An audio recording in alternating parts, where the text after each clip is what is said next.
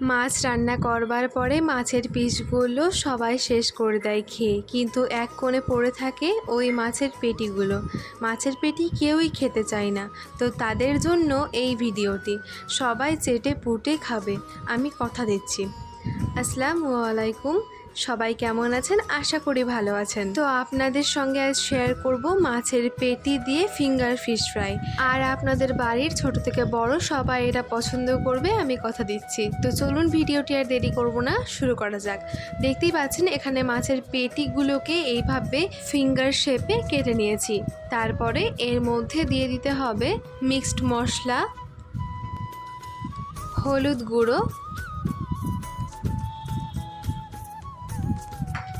তারপরে এর মধ্যে দিয়ে দিতে হবে স্বাদ মতো লবণ। এবারে এর মধ্যে দিয়ে দিতে হবে ভিনিগার। এখানে 1 চামচের মতো ভিনিগার দিয়ে দিতে হবে, এতে মাছের আষ্টে গন্ধটা একদমই থাকবে না। তারপরে এর মধ্যে দিয়ে দিব আদা রসুন বাটা। তারপরে সবগুলো উপকরণ দিয়ে মাছের গায়ে ভালোভাবে ওগুলোকে লাগিয়ে দিব। তো দেখতেই পাচ্ছেন খুব ভালোভাবে এগুলোকে লাগিয়ে দিয়েছি মাছের গায়ে। এবার এর মধ্যে দিয়ে দিতে হবে বেসন 2 চামচা। তারপরে বেসনগুলো মাছের গায়ে ভালোভাবে লাগিয়ে দিতে হবে। তারপরে এর মধ্যে দিয়ে দিব চালের গুঁড়ো। তারপরে এইগুলো বেসন তারপরে হচ্ছে চালের গুঁড়ো, এইগুলো দিয়ে ভালোভাবে মাছটাকে কোট করে নিতে হবে। যদি দেখেন পরবর্তীতে কোট করা হচ্ছে না ওইগুলোতে, তারপরে আবারও বেসন নিতে হবে। সে বেসনগুলোকে আবারও এইভাবে ছড়িয়ে ছড়িয়ে দিয়ে ভালোভাবে মাছটাকে কোট করে নিতে হবে।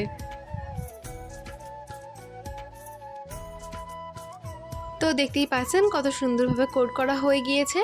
এবার একটা তাওয়া নিয়েছি, সেই তাওয়াতে সর্ষের তেল দিয়ে দিতে হবে পরিমাণ মতো। তারপরে তাওয়ার তেলটা যখন গরম হয়ে যাবে তখন ওই ফিঙ্গার শেপে কেটে রাখা ওই মাছগুলোকে, কোট করা মাছগুলোকে এক এক করে দিয়ে দিতে হবে। 2টো করে ভেজে নিব ভালোভাবে। উল্টিয়ে উল্টিয়ে এপিঠ ওপিঠ ভালোভাবে ভেজে নিতে হবে, যাতে ওপরটা একদম মুচমুচে ক্রিস্পি হয়ে যায় আর সেটা খেতেও অনেক ভালো লাগবে। যাতে ভেতরটা সিদ্ধ হয়ে যায়, এটা কিন্তু একদম লো ফ্লেমে করবেন। তাতে কি হবে, ওপরটা ক্রিস্পি হয়ে যাবে কিন্তু ভেতরটা কাঁচা থেকে যাবে। যদি আপনারা লো ফ্লেমে করেন তাহলে ওটা একদমই হবে না, সুন্দরভাবে ভাজা হবে আর ভেতরটাও সুন্দরভাবে সিদ্ধ হয়ে যাবে। তো দেখতেই পাচ্ছেন এখন সুন্দরভাবে ভেজে নেওয়া হয়ে গেছে। এবার এটাকে তুলে নিচ্ছি। এই রকমভাবে সবগুলোকেই ভেজে ভেজে তুলে নিতে হবে। তো দেখতেই পাচ্ছেন আবারও মাছগুলোকে দিয়ে দিচ্ছি। এইভাবেই সবগুলো লাল লাল করে ভেজে নিতে হবে।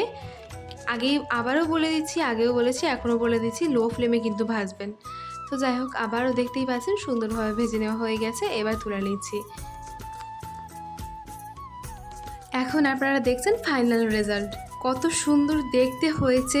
আপনারা কি আর নতুন করে আশা করি বলতে হবে না, আপনারা দেখতেই পাচ্ছেন কতটা সুন্দর হয়েছে। এবার একটা ভেঙেও দেখিয়ে দিচ্ছি যে ভেতরটা কত সুন্দর হয়েছে। দেখুন কত সুন্দরভাবে সিদ্ধ হয়ে গেছে। আমি বলেছিলাম লো ফ্লেমে করলে কিন্তু খুব সুন্দরভাবে ভেতরটাও কাঁচা থাকবে না। তো যাই হোক, দেখতেই পাচ্ছেন কত সুন্দরভাবে করে নেওয়া হয়ে গিয়েছে।